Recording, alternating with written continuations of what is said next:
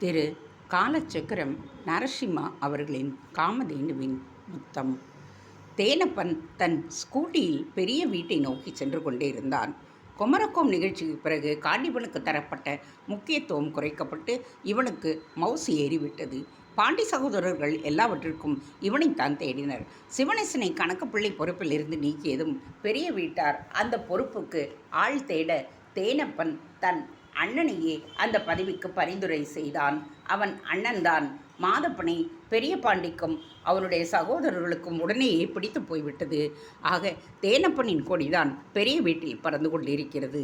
பாண்டி சகோதரர்களின் அபிமானத்தை பெறுவதற்காக இன்னும் என்னவெல்லாம் செய்யலாம் என்கின்ற யோசனையோடு தேனப்பன் ஸ்கூட்டியை செலுத்தி கொண்டிருந்த பொழுது அவனுக்கு முன்பாக சென்று கொண்டிருந்த அந்த ஸ்கார்பியோ அவர் கவனத்தை கவர்ந்தது.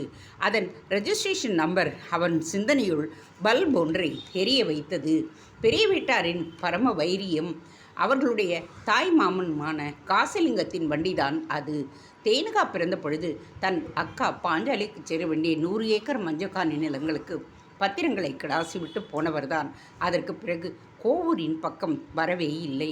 மாமன் மனமாற்றமடைந்து பத்திரங்களை ஒப்படைத்தால் சந்தோஷமடைந்த பாண்டி சகோதரர்கள் தேனுகாவின் பெயர் வைக்கும் வைபவத்திற்கு அவருக்கு அழைப்பு அனுப்பினர்.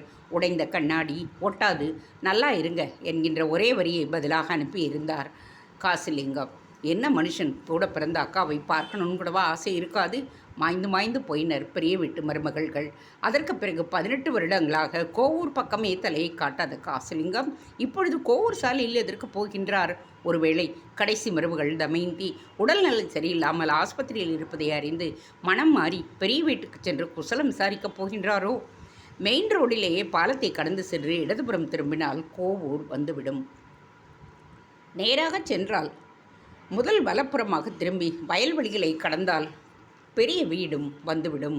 இதுதான் எளிதான வழி. ஆனால் பாலத்திற்கு முன்பே இடதுபுறத்தில் ஒரு சாலை இறங்கும். இந்த சாலை ஆற்று ஓரமாகவே சென்று குறுகிய மரப்பாலத்தில் முடிந்து காமேஸ்வரர் ஆலயத்திற்கு பின்பக்கமாக முடிந்துவிடும். இந்த வழியில் ஆள் நடமாட்டமும் இருக்காது. சாலையும் குண்டும் குழியுமாகவே இருக்கும். பாலத்தின் முன்பாக இடப்புறமாக சரியும் சாலையில்தான் காசிலிங்கத்தின் காரும் சரிய குழம்பி நின்றான் தேனப்பன். பெரிய வீட்டுக்கு தன் வருகை தெரியக்கூடாது என்பதற்காக இந்த பாதையில் செல்கின்றாரோ? ஒருவேளை கோவிலுக்கு போகிறாரோ? யோசனை செய்தபடியே தானும் ஸ்கூட்டியை ஸ்கார்பியோவை பின்தொடர ஆரம்பித்தான் அவன். குண்டும் குழியுமாக இருந்த சாலை ஸ்கார்பியோவின் வேகத்தை மட்டுப்படுத்தி அதை மேலும் கீழுமாக உலுக்கி எடுத்தது. வண்டியை நெருங்கிவிட்ட தேனப்பன் கண்களால் காருக்குள் உற்று நோக்கினான். காசிலிங்கம் மட்டுமில்லாமல் பின் சீட்டில் அமர்ந்திருந்த டிரைவர் தான் வண்டியை ஓட்டி கொண்டிருந்தான். கார் மெதுவாக மரப்பாலத்தை கடந்து மறுபுறம் சென்று மரத்தின் கீழ் நின்றது. வண்டியிலிருந்து இறங்கிய காசிலிங்கம் தன் வேட்டியை இறுக கட்டியபடி ஒத்தையடி பாதையில் நடக்க டிரைவர் பின்னால் ஒரு பையை தூக்கி கொண்டு அவரை தொடர்ந்தான். கோவில் மதிலின் அருகே முடிவடைந்தது அந்த ஒற்றையடி பாதை. பாதையின் முடிவில் வலப்புறம் திரும்பியவர் அங்கிருந்து முதல் வீட்டிற்குள் நுழைந்தான். அது ஹெட்மாஸ்டரின் வீடு. டாக்டர் அம்சவர்தினியும் அவளுடைய கணவன் மனமாலியும் தங்கியிருக்கும் அதே வீடு. காசிலிங்கம் ஏன் டாக்டர்கள் வசிக்கும் வீட்டிற்கு போகிறார்? வீட்டின் பின்புறமாக நகர்ந்த தேனப்பன் ஜன்னல் ஏதாவது தென்படுகிறதா என்று பார்க்க அவன் உளவு பார்க்க தோதாக ஒரு சிறிய ஜன்னல் ஒன்று அவனை என் அருகே வா என்பது போல் வரவேற்றது. சுவர் ஓரமாக ஒடுங்கி கொண்டு அந்த ஜன்னலின் வழியாக உள்ளே நோக்கினான். அந்த வீட்டில் தங்கியிருக்கும் டாக்டர் அம்சாதான் காசிலிங்கத்திடம் ஆசி வாங்கி கொண்டு உற்சாகமாக பேசி கொண்டிருந்தாள். அப்பொழுது மற்றொரு நபர் அந்த அறைக்குள் பிரவேசிக்க காசிலிங்கம் எழுந்து அவளை ஆறத் தழுவினார். தன் கணவர் என்று அம்சா இந்த நபரை அறிமுகப்படுத்துவதை கேட்டான் தேனப்பன். சரியாக அவன் பின்புறமாக நகர்ந்து வந்த டாக்டர் நரேன் அவன் பிடரியை நோக்கி தன் கையால் ஒரு வெட்டு வெட்ட உணர்விழுந்து நிலத்தில் சரிந்தான் தேனப்பன். அவன் பாக்கெட்டில் இருந்த பர்ஸ் அவன் பெயர் தேனப்பன் என்பதை சொல்லியது. ஹலோ அம்சா, இங்கே ஒரு ஸ்பை உள்ளே நடக்கிறதை படம் பிடிச்சிக்கிட்டு இருக்கான் என்று நரேன் குரல் கொடுத்ததும் திகைப்புடன் ஜன்னல் பக்கம் திரும்பினர் அனைவரும். நரேனை பார்த்து புன்னகைத்தார் காசிலிங்கம். அனைவரும் வெளியே வந்து கீழே சுருடுகளுக்கும் தேனப்பனை நோக்கினர். பெரிய வீட்டுக்கு உளவாளி போல் இருக்கிறது, காசிலிங்கம் உருமினார். நான் அன்றைக்கே சொன்னேன்ல நரேன், அவங்க உன் ஃபோட்டோவை வெறிச்சு பார்த்துக்கிட்டே இருந்தாங்க. நீ தான் ரேணுகோவை மாஜி காதலன்னு கண்டுபிடிச்சிட்டாங்களோ என்னமோ, அம்சா சொன்னாள். இவனை என்ன பண்ணுவது? வனமாலி கேட்டார். செல்ஃபோனை எடுத்து ஆற்றுல தூக்கி போட்டுட்டு இவனை மெயின் ரோட்டில் கிடாசிட்டு ஒரு பாக்கெட் டாஸ்மாக் சரக்கை வாங்கி வாயில் ஊற்றிடுடா, குடிச்சிட்டு கிடக்கான்னு எல்லோரும் நினச்சிக்கட்டும். தன் டிரைவரிடம் காசிலிங்கம் கட்டளையிட அவரது ஆஜானுபாகமான டிரைவர் தேனப்பனை அனாவசியமாக தூக்கி தோளில் போட்டுக்கொண்டு அகன்றான். அந்த செல்ஃபோனை இப்படி கொடு, எங்கள் ஊர் ஆற்றுலேயே தூக்கி எரிஞ்சிடுறேன் என்று டிரைவர் சொல்லி தேனப்பன் கையில் இருந்த ஃபோனை பிடுங்கி ஜிப்பாக்குள் போட்டுக்கொண்டார் காசிலிங்கம். அம்சாவுக்கு உடனே ஒரு யோசனை. ஃபோனை எடுத்து யாரையோ அழைத்து பேசி தேனப்பனை பற்றி கூறினாள். அவன் பர்ஸ் மூலம் அவன் பெயர் தேனப்பன் என்பது தெரிந்து கூறி ஃபோனை கட் செய்து விட்டாள். பிறகு அம்சா நரேனை பார்த்தாள். ஜாகிரதை நரேன், நீ யாருன்னு அவங்க கண்டுபிடிச்சிட போகிறாங்க, அப்புறம் உனக்கு ஆபத்து தான். அம்சா சொல்ல நரேன் தன் தோள்களை அலட்சியமாக குலுக்கினார். ஹாஸ்பிட்டலில் தமயந்தியை பார்த்துவிட்டு தன் இனோவாவில் வீட்டுக்கு திரும்பிக் கொண்டிருந்தான் குணசேகர பாண்டி. ஹாஸ்பிட்டலில் காண்டிபனும் தேனப்பனும் மாறி மாறி தாயுடன் தங்கியிருக்கும் தேனுகாவுக்கு காவலாகவும் இருக்க வேண்டும் என்பது உத்தரவு. காண்டிபனை விடுவிப்பதற்காக வீட்டுக்கு போய்விட்டு 6 மணி அளவில் வந்து விடுவதாக கூறி சென்றிருந்தான் தேனப்பன். அவன் இன்னும் வரவில்லை. எரிச்சலுடன் அவனுக்காக காத்திராமல் தன் காரை எடுத்துக்கொண்டு கிளம்பி விட்டான் குணசேகரன். டாக்டர் சுந்தரேசன் வேறு தமயந்திக்கு குறைஞ்ச இரத்த அழுத்தம், சர்க்கரை அளவும் கட்டுப்பாட்டில் இல்லை, எந்த நேரமும் ஸ்ட்ரோக் வரலாம் என்பதால் அவளை மருத்துவமனையிலேயே சிறிது நாட்கள் இருக்க வேண்டியிருக்கும் என்று கூறிவிட்டார். தேனுகா எந்த வேளையில் குருவாயூர் அனுப்பினோமோ அன்றிலிருந்து தான் பிரச்சனைகள்.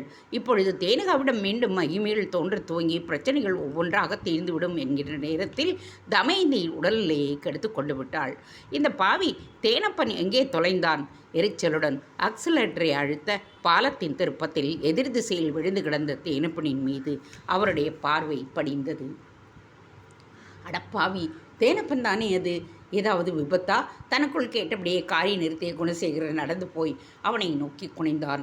குப்பென்று டாஸ்மாக் வாடை அவன் முகத்தை தாக்க அருவறுப்புடன் எழுந்தான் குணசேகரன். நல்லவன் ஆட்டம் பேச்சு, இப்படியா குடிச்சிட்டு ரோட்டில் கிடப்பான் ஒருத்தன் என்றபடி மீண்டும் காரை நோக்கி நடந்தான்.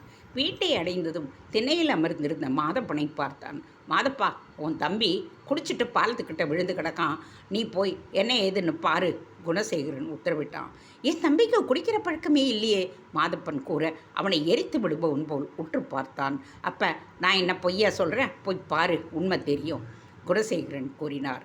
மற்றொரு திண்ணையில் அமர்ந்திருந்த அங்காயி தன் கைப்பை, பர்ஸ், செல்போன் ஆகியவற்றை அப்படியே திண்ணையில் வைத்துவிட்டு அவசரமாக மாதப்பன் ஓடுவதை கவனித்தாள்.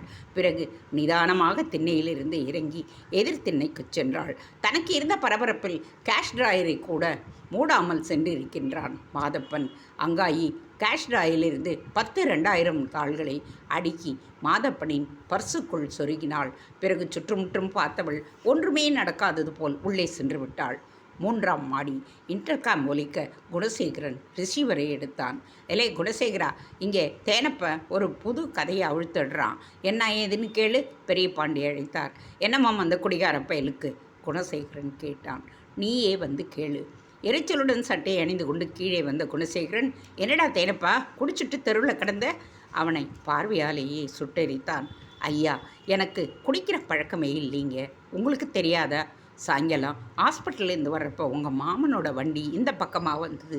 சரி, நம்ம வீட்டுக்கு தான் வர்றாருன்னு பார்த்து மரப்பால ரோடு வழியாக அவர் காரு போச்சு. பார்த்தா கோவில் பின்னாடி இருக்கிற முள்வேலி மைதானத்தில் காரை நிறுத்திட்டு அவர் அந்த டாக்டர்மா வீட்டுக்கு போனாருங்க. உள்ளே என்ன நடக்குதுன்னு செல்ஃபோனில் படம் பிடிக்கும்போது யாரோ என்ன அடித்து போட்டுட்டு வாயில் சாராயத்தை ஊற்றி ரோட்டில் போட்டுட்டாங்க. பரிதாபமாக புலம்பினான் தேனப்பன். அங்காயி பின்தொடர கற்பாம் 2ஆம் மாடியிலிருந்து இறங்கி வந்தாள். பெரிய பாண்டி மீசையை நீவியபடியே அவனை உறுத்து பார்த்தார். உன் கதையை எப்படிடா நம்புறதுனா?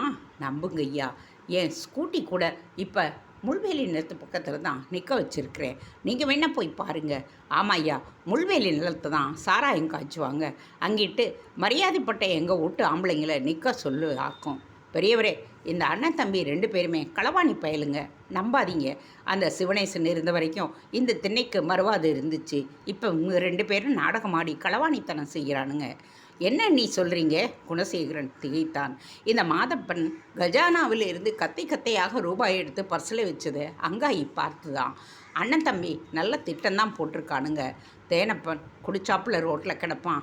அண்ணங்காரன் அவனை அழிச்சிட்டு வர சாக்கில் பணத்தை கொண்டு போய் கொடுப்பான். அங்காயி, ஏன் பார்க்குற? அந்த பர்ஸை சின்னவர் கையில் கொடு. மாதப்பனும் தேனப்பனும் வாய்ப்பிடந்து பார்க்க அங்காயி பர்ஸை எடுத்து குணசேகரன் கையில் தந்தாள். பர்ஸிற்குள் கத்தையாக 2000 தாள்கள் அடுக்கப்பட்டிருந்தன. ஏதடா மாதப்பா உனக்கு இந்த பணம்? குணசேகரனின் விழி கோபத்தில் உருண்டது. ஐயா, எனக்கு ஒன்றும் தெரியாதுங்க ஐயா. மாதப்பன் அலற தேனப்பன் சந்தேகத்துடன் தன் அண்ணனை பார்க்க அவர்களது சீட் கிழிக்கப்படும் ஒலி மெட்ரோ ஹாஸ்பிட்டல் வரையில் கேட்டது. காண்டிபனை தனியாக அழைத்தாள் தேனுகா. காண்டிபா, மாதப்பனையும் தேனப்பனையும் வேலையை விட்டு துருத்தியாச்சு. இனிமே நீதான் பெரிய வீட்டுக்கு எல்லாம். ஏன் எதிர்காலத்துக்காக சில நடவடிக்கைகளை இந்த ஹாஸ்பிட்டல்ல இருந்தே நாம் எடுக்க போகிறோம். அதுக்கு உன்னோட ஒத்துழைப்பு தேவை. தேனுகா சொல்ல காண்டிபன் தலையை அசைத்து தன்னுடைய இசைவினை தெரிவித்தான். அன்று இரவு சந்தீப்புடன் பேசிவிட்டு காமேஷ் வழக்கம்போல் வீட்டுக்கு கிளம்புவதற்காக சென்றான். லிஃப்டில் சென்ற தேனுகாவை சந்திக்க நேரிடலாம் என்று படிகளின் வழியாகவே கீழே இறங்கினான். ஆள் அரவமற்ற ஒரு திருப்பத்தில் தேனுகா இவனுக்காக காத்திருந்தாள். அவளை கண்டதும் அவனது வேகம் குறைய ஒரு தருணத்தில் இறங்குவதற்காக தூக்கப்பட்ட அவனது கால் அப்படியே அந்தரத்தில் நின்றது. காமேஷ் பதில் கூறாமல் மௌனமாக நின்றான். அவன், சந்தீப் சார் நல்லா குணமடைஞ்சிட்டு வர்றாரமே. சந்தீப்பை பற்றி சம்பந்தமில்லாமல் அவள் பேசுவதை கேட்டு காமேஷ் வியப்புடன் அவரை நோக்கினான். மனசுடைஞ்சு தற்கொலை எண்ணத்தில் இருந்து அவருக்கு தைரியம் சொல்லி நம்பிக்கையை ஏற்படுத்தி அவரை கலகலன்னு ஆக்கிட்டேன்னு டாக்டர்களும் நர்ஸுகளும் உன்னை புகழறாங்க. உன்னை எல்லா பேஷண்ட்டுகள்கிட்ட இருந்தும் பேச வச்சு அவங்களுக்கும் தன்னம்பிக்கை உண்டாக்கலாம்னு கூட சொல்கிறாங்க. ஆனால் என்னை மட்டும் ஏன் அப்படியே விட்டுட்ட காமேஷ்? எனக்கு தைரியம் சொல்லி கவலைப்படாதே, உனக்குன்னு நான் இருக்கேன்னு சொல்ல மாட்டியா? லெஃப்டில் உன்னால் இறங்கி வர முடியாது, ஆனால் படிகளில் இறங்கி வரல முடியும்ல. நீ என் விஷயத்தில் இறங்கி வர்றதா எடுத்துக்கலாமா? துக்கம் தொண்டையை அடைக்க தேனுகா கேட்க அவளுடைய மனப்போராட்டம் காமேஷுக்கு நன்றாக புரிந்தது. இதோ பாரு, எனக்கும் மனசு இருக்குது. நான் அதை உங்கள்கிட்ட நிரந்தரமாக கொடுக்கணுன்னு தான் நினச்சேன். ஆனால் அப்படி கொடுத்துருந்தேன்னா நீ இப்போ சொன்ன பாரு, டாக்டர்களும் நர்ஸுகளும் என்னை பாராட்டுறாங்கன்னு, அதெல்லாம் எனக்கு இல்லாமலே இப்போ இருக்கும். காரணம், ஒன்று அடையிறது தான் என் வாழ்க்கையோட ஒரே குறிக்கோள்னு இருந்தால் என்னை சுற்றி இருக்கிறவங்கள காயப்படுத்தி முடிஞ்சால் கொலை கூட பண்ணிவிட்டு உங்கள்கிட்ட வருவேன். பட் உன்னை விட்டு தனியே நின்னா, தள்ளி நின்னா சௌபாகியங்கள் என்னை விட்டு தள்ளி போகும்னு எனக்கு தெரியும். அதனால தான் உன்னை விட்டு எட்டி எட்டி போகிறேன். எனக்கு தேவை சௌபாகியங்கள் இல்லை, மன நிம்மதி. உன்னை விட்டு தள்ளி நின்னா மன நிம்மதி கிடைக்கிது. அதனால தான் தள்ளி போகிறேன் என்று தொடர்ந்து படிகளில் இறங்கி அவளை கடந்து சென்றான். அவன் வேகமாக செல்ல விற்றென்று அவன் ஏற்படுத்திய வேக காற்று அவளது முகத்தை தாக்கியது. ஒரு நிமிஷம் இதை மட்டுட்டு கேட்டு போ காமேஷ். முதல் தடவையாக விழிச்சுக்கிட்டு இருக்கிறப்பயே குமரகோமில் கொடுத்து, 2வது தடவை என் ரூமில் தூங்கிக்கிட்டு இருக்கிறப்ப கொடுத்து, 3வது தடவை ஒருவேளை நிரந்தரமாக கண்ணை மூடிய பிறகு வந்து கொடுக்கணும்னு நினைக்கிறியோ என்னவோ. நான் ரேணுகாத்தை அளவுக்காவது போராடிட்டு அப்புறமா தான் மரணத்தை ஏற்பேன். நேரடியாகவே மரணத்தை நான் நாடமாட்டேன். இப்போ சொல்கிறேன் கேட்டுக்க. காமேஸ்வரர் தேனுகாம்பாளை நாடி வரமாட்டேன்னு சொன்னால் இந்த தேனுகாம்பாள் காமேஸ்வரரை நாடி நிச்சயம் வருவா. வீராப்புடன் தேனுகா சொல்ல அவள் அவ்வளவு உறுதியாக பேசியது காமேஷிடம் சிலிர்ப்பை உண்டு பண்ணியது. தேனுகாம்பளுக்கு காமேஸ்வரர் கிடைக்கலாம், ஆனால் காமதேனுவுக்கு புராணத்தில் காமதேனுவுக்கு ஜோடி இருந்ததாகவே தெரியலையே. காமேஷ் பரிகாசத்துடன் கேட்டானா அல்லது உண்மையிலேயே தெரிந்து கொள்வதற்காக கேட்டானா? தேனுகாதான் காமேஸ்வரனை கல்யாணம் பண்ணிக்கிட்டு காமதேனுவா வலம் வர்றா. நீ தான் கோவிலுக்கே போகாதவனாச்சு, உனக்கு இதெல்லாம் எப்படி தெரியும்? தேனுகா அலட்சியமாக சொல்லிவிட்டு திரும்பினாள். அவள் போவதையே பார்த்து கொண்டிருந்த காமேஷ் புதிய உற்சாகத்துடன் படிகளில் இறங்கினான். அருந்ததியின் கல்யாண வேலைகள் மளமளவென்று நடந்தன. கல்யாணம் முடிந்தவுடன் குடும்பத்தை அழைத்து கொண்டு சென்னைக்கு கிளம்ப முடிவு செய்திருந்தான் காமேஷ். சந்தீப் அவன் கையோடு சென்னைக்கு அழைத்து செல்ல துடித்து கொண்டிருந்தான். பெரிய வீட்டு கணக்கு பிள்ளை உத்தியோகத்திலிருந்து தான் நீக்கப்பட்டது சிவனேசனை பெரிதும் பாதித்து விட்டது. 40 வருடங்களாக தான் அமர்ந்திருந்த அந்த திண்ணையை நினைத்து ஏங்கினார். கணக்குப்பிள்ளை உத்தியோகம் மட்டுமா பார்த்திருப்பார்? அந்த குடும்பத்தின் நல்லது கெட்டதுகளுக்கும் இவர்தானே முன் நின்றார். சரி சிவனேசா, உன் பையன் தப்பு பண்ணிட்டான், அவனை கண்டிச்சு வை. எங்களுக்காக நீ எவ்வளவோ செஞ்சிருக்கே என்று பெரிய பாண்டியாவது ஒரு வார்த்தை கூறுவார் என்று அவர் மிகவும் எதிர்பார்த்தார். ஆனால் சாம்பாரிலிருந்து கறிவேப்பிலையை எடுத்து போடுவது போல் அல்லவா இவர்களை வீசி எறிந்து விட்டார்கள். இந்த புயல் வீசிய இரவில் ரேணுகாவை ஓட ஓட விரட்டி அண்ணன்மார்கள் ஆடிய ஆட்டத்திற்கு சாட்சியாக தான் இருந்தும் வாயை மூடி மௌனியமாக இருந்து அவர்களுக்கு உடந்தையாக செயல்பட்டதற்கு இது தண்டனை போலும். தன்னை சுற்றி திருமண வேலைகள் நடக்க அதற்கும் தனக்கும் இம்மியும் சம்பந்தமில்லை என்பது போல் விட்டத்தை பார்த்து கொண்டு படுத்திருந்தார் சிவனேசன். அதனால் ஒன்றும் ஸ்தம்பித்து போய்விடவில்லை திருமண வேலைகள். ஹாஸ்பிட்டலில் இருந்தபடியே கல்யாண வேலைகளை பற்றி விசாரித்து தன் நண்பர்கள் மூலம் காமேஷ் உதவி கொண்டிருந்தான். பேப்பரை ஏறும் அவர் மனைவி விசாலாட்சியும் எல்லா வேலைகளையும் இழுத்து போட்டுக்கொண்டு செய்தனர். முக்கியமாக கோபக்கார உமையாளை மிக எளிதாக சமாளித்தார் பேப்பரையர். மணமேடியில் இருபக்கம் வண்ண வண்ண சட்டிப்பானைகளை அடுக்குவது உமையாள் வீட்டு வழக்கம். காமேஷுக்கு அது பற்றி கடைசி வரை யாரும் சொல்லவில்லை. கடைசி நேரத்தில்தான் யாரோ குலதனத்திடம் சொல்ல சிறியதாக 2 பானைகளை வாங்கி அவசரமாக அடுக்கி வைத்தாள் குலதனம். மாப்பிள்ளை செந்திலும் அருந்ததியும் மணமேடையில் வந்து அமர்ந்து விட்டனர். தாலி கட்டும் நேரம் நெருங்கி கொண்டு இருந்தது. கூட்டத்தில் இருந்து கிழவி ஒருத்தி உமையாளின் காதை கடித்தாள். எட்டி உமையாள், உன் பிள்ளையும் மருமவளும் கல்யாணம் முடிஞ்சு சொப்பா விளையாட போகிறங்க, பானையெல்லாம் துக்குனோண்டு வச்சிருக்காளுங்க பொண்ணு வீட்டுக்காரங்க என்று சொல்ல சர்ரென்று கோபம் வந்து விட்டது உமையாளுக்கு. 2 கையிலும் ஒரு பானையை பிடித்து கொண்டு தாண்டவம் ஆடினாள். கல்யாணத்துக்கு பானை வாங்குறவன் பெருசாக வாங்க வேண்டாம், இப்படியா வாங்குவீங்க என்று தூக்கி எறிய பேப்பர் ஐயே அதை லாபகமாக பிடித்தார். சரிம்மா, எங்கள் வழக்கப்படி சட்டிப்பானை உருண்டா கல்யாணமான 1 மாதத்துலே மாமியாரோட மண்டை உருளுன்னு சாத்திரம் சொல்லுது. அதனால தான் பானையே வாங்கலை. உங்களுக்கு வேண்டாதவங்க யாரோ இப்படி பண்ணியிருக்காங்க, கவலைப்படாதீங்க. இப்போவே ஆளை அனுப்பி பெரிய பெரிய பானைகளாக வாங்கிடுறேன். சாத்திரம் கிடக்குது என்று சமாளிக்க காற்று போன பலூனாக சற்றென்று இறங்கி வந்தாள் அவள். வேணாங்க, சாஸ்திரம் சொல்லுதுன்னா வேண்டாம் என்று சொல்ல காமேஷுக்கும் குலதனுக்கும் போன மூச்சு திரும்பி வந்தது. தம்பி, அவர் பேப்பர் ஐயர்னு எல்லாரும் கூப்பிடுறாங்களே, அவர் பேர் தான் என்ன? உமையாள் காமேஷிடம் கேட்டாள். உங்கள் புருஷன் பேர் தாமா கமலநாத ஐயர் என்றான் காமேஷ். அவர் ஏன் பேப்பர் ஐயர்னு கூப்பிடுறேன் என்றபடியே உமையாள் அகல தனக்குள் எழுந்த சிரிப்பை அடக்கி கொண்டான். முகூர்த்தம் நெருங்க நெருங்க செந்தில் ஒரு வழியாக அருந்ததியின் கழுத்தில் மங்களடானை பூட்டினான். அதன் பிறகு அவன் மனதில் இருந்த பெரும் பாரம் இறங்கியதைப் போல் உணர்ந்தான். காமேஷ் குரல் கேட்டு திரும்பினான். காமேஷ் கோவில் அர்ச்சகர் நாகநாத குருக்கள் தான் கையில் ஒரு பார்சலோடு நின்று கொண்டிருந்தார். வாங்க குருக்களே. காமேஷ் கை கொப்பினான். காமேஷுக்கு அவருடன் பேசி பழக்கமில்லை. அவனுக்கு தான் கோவிலுக்கு போகும் பழக்கமே இல்லையே. இருப்பினும் தொலைவில் இருந்து அவரை பார்த்திருக்கின்றான். அவர்தான் நாகநாத குருக்கள் என்கின்ற வரையில் அவனுக்கு தெரியும். தம்பி, வழக்கமாக நம்ம ஊரில் நடக்கிற திருமணங்களில் காமதேன அம்சமான தேனகா வந்து ஆசீர்வதித்து தம்பதிகளை வாழ்த்துறது வழக்கம்ப்பா. நீங்கள் அவளை கல்யாணத்துக்கு கூப்பிடவே இல்லை போல இருக்குது. கூப்பிட்டுருந்தாலும் அவளால் வந்திருக்க முடியுமோ முடியாதோ. நேற்று கோவிலுக்கு வந்திருந்தா அவள் என்கிட்ட ஒரு ஒத்தாசை கேட்டா. உங்கள் அக்கா அருந்ததிக்கு தான் சார்பாக ஆசீர்வாதம் பண்ணி வாழ்த்து சொல்ல சொன்னாப்பா. நீ அதுக்காக ஒத்துக்க மாட்டேன்னு வந்தா. உங்ககிட்ட பர்மிஷன் வாங்கிட்டு என்னை ஆசீர்வாதம் பண்ண சொன்னாள். உன் உத்தரவு இல்லாமல் எதையும் அவள் செய்ய மாட்டாள்னு சொல்ல சொன்னான். இப்போ என்ன சொல்கிற? நான் போய் ஆசீர்வாதம் பண்ணலாமா? நாகநாத குருக்கள் கேட்டதும் தேகம் முழுவதும் ஒரு பரவசத்தை உணர்ந்தான் காமேஷ். தேனுகா இல்லாமல் அவனுடைய அக்காவின் திருமணம் நடக்கின்றதே என்ற வருத்தம் அவனுக்கும் இருந்தது. இப்பொழுது அவளே தன் வாழ்த்துக்களை குருக்கள் மூலம் அனுப்பியிருக்கின்றாளே. வாங்க குருக்களே. காமேஷ் அவரை வழிநடத்தி சென்று தம்பதிகளை அறிமுகப்படுத்த குருக்கள் தன் கையில் இருந்த அட்டைப்பெட்டியை அருந்ததியிடம் நீட்ட அதை அவள் காமேஷிடமே கொடுத்து விட்டாள். தம்பதிகளும் உறவினர்களும் கோயிலுக்கு போயிருக்க கல்யாண மண்டபத்திலிருந்து தேனுகா அனுப்பி இருந்த அந்த அட்டைப்பெட்டியை வீட்டுக்கு எடுத்து சென்றான். ஆவலுடன் அதை பிரித்தான். உள்ளே மிகப்பெரிய தங்கமுலாம் பூசப்பட்ட பித்தளை காமதேனுவின் பொம்மை அவனை பார்த்து சிரித்தது. கம்பீரமான அந்த மூர்த்தத்தின் காலில் ஒரு பேப்பரில் ஏதோ எழுதப்பட்டு இருந்தது. அதை கையில் எடுத்து பிரித்தான்.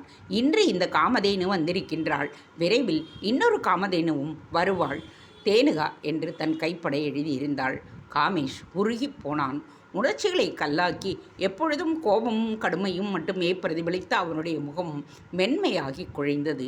ஒரு பெண் இவ்வளவு உறுதியாக சேதி அனுப்பும் இவளை அலட்சியம் செய்து கொண்டு தன்னையே ஏன் ஏமாற்றிக்கொள்ள வேண்டும்? அந்த சிலை தானே வைத்து கொள்ள முடிவு செய்து விட்டான் காமேஷ்.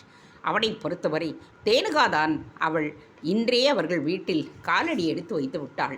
கல்யாணம் முடிந்து அருந்ததியை அவள் புருஷன் வீட்டுக்கு அனுப்பும் நேரம் வந்தது. அருந்ததி காமேஷிடம் விடைபெற்று கொள்ள வந்தாள். காமேஷ், ஒவ்வொரு தடவையும் நான் தோட்டத்துக்கு அரளிப்பூ பறிக்கும் பொழுது அக்கா விதை பறித்து போகிறா, பார்த்துக்கங்கன்னு அம்மா கிட்ட சொல்லுவியேன்னு கேள்விப்பட்டேன். உண்மையை சொல்லிட்டா எனக்கு நீ இருக்க, நல்ல வாழ்க்கையை அமைச்சு கொடுப்போன்னு எப்போவுமே தைரியம் இருந்தது. அதுவும் நான் ஆசைப்பட்ட வாழ்க்கையை அமைச்சு கொடுத்துருக்க. நீயும் ஆசைப்பட்டியா? அவரும் தான் ஆசைப்பட்டாருன்னு தெரியும். காமேஷ் வியப்பு காட்டினான். செந்தில் அசடு வழிய அருந்ததி வெட்கப்பட்டு கொண்டாள். பின்பு தொடர்ந்தாள். நான் ஆசைப்பட்ட வாழ்வே எனக்கு கிடைத்த மாதிரி நீ ஆசைப்பட்ட வாழ்வு உனக்கும் கிடைக்கப் போகிறது என்றாள். சந்தோஷமாயிரு அருந்ததி. மனம் பூரிக்க அவள் கையை பற்றி குலுக்கினான். கணவன் பின்தொடர அருகே வந்தாள் உமையாள். நல்லா நடந்ததுப்பா கல்யாணம். அப்புறம் உங்கள் அக்காவுக்கு அந்த பரிசு பொருட்களை எல்லாம் எங்களுக்கு கொடுத்துடு என்ன? ஆஹா, அதை எடுத்து வச்சாச்சுமா, பேப்பரையரின் மனைவி விசாலாட்சி கூறினாள். கோயில் குருக்கள் பெரிய பெட்டியில் ஒன்று கொடுத்துட்டு போனாரே, அது? உமையாள் கேட்டதும் காமேஷின் மனம் படப்படுத்தது. காமதேனு கைவிட்டு போய்விடுவாளோ? சோர்வுடன் தாய் குலதனத்தை பார்த்தான். இதோ இருக்குங்க பால் குக்கர். காமதேனு வைக்கப்பட்டிருந்த அட்டைப்பெட்டியில் பால் குக்கரை வைத்து காமேஷ் தன் தாயை நன்றியுடன் பார்த்தான். வாங்க அழகரே. கோடங்கியை வரவேற்றார் பெரிய பாண்டி. சகோதரர்கள் கோடங்கியை பார்த்ததும் கையை கூப்பி வணங்க சுருக்குப்பையிலிருந்து திருநீற்றை அனைவரின் நெற்றியிலும் தீட்டினார் கோடங்கி. பெரிய பாண்டி, என்னை வர சொன்னீங்கன்னு மாசானம் சொன்னான், என்ன சமாச்சாரம் என்றபடி பிரம்மனார்காலில் தன் இரட்டை நாடி சரீரத்தை இருத்தினார் அழகர் கோடங்கி. முதல்ல பாயசத்தை சாப்பிடுங்க. ஏய், பெரிய பாண்டி அழைக்க அங்கண்ணி ஒரு பெரிய லோட்டாவில் பாயசமும் ஒரு சிறு தட்டில் வறுத்த முந்திரியும் அதிரசத்தையும் கொண்டு வந்து கோடங்கியின் முன்பாக ஸ்டூலின் மீது வைத்தாள். என்ன விசேஷமா பாயசமெல்லாம் வச்சு தடபுடல் பண்ணுறீங்க? அழகர் கோடங்கி கை நிறைய வறுத்த முந்திரியை அள்ளி வாயில் போட்டுக்கொண்டு ஒரு வாய் பாயசத்தையும் பருகினார். கோடங்கி சாமி புண்ணியத்தில் எல்லாம் நல்ல சமாச்சாரமாகவே நடக்குது. சீமையில் பையன் நல்லபடியாக படிப்பு முடித்து ஏதோ கார் கம்பெனியில் வேலைக்கு சேர்ந்துட்டான். இங்கே நம்ம சின்னவர் தூக்கின ஃபேக்ட்ரி அமோகமாக நடந்து நல்ல லாபமும் வருது. கற்பகத்தோட அப்பா இந்த வருஷம் விளைச்சல் அமோகமாக இருந்ததுன்னு சொல்லி செந்தூர பாண்டிக்கு பெரிய தொகையாக பேங்க்கில் போட்டிருக்காரு. அங்கண்ணி அடுக்கி கொண்டே போனாள். இதெல்லாம் விடுங்க கோடங்கி, நம்ம இசைக்கு எலெக்ஷனில் நிற்க போகிறான். இன்னும் கொஞ்ச நேரத்தில் அமைச்சர் சந்திரசேகர பெருமாள் நம்ம வீட்டுக்கு வரப்போகிறாரு.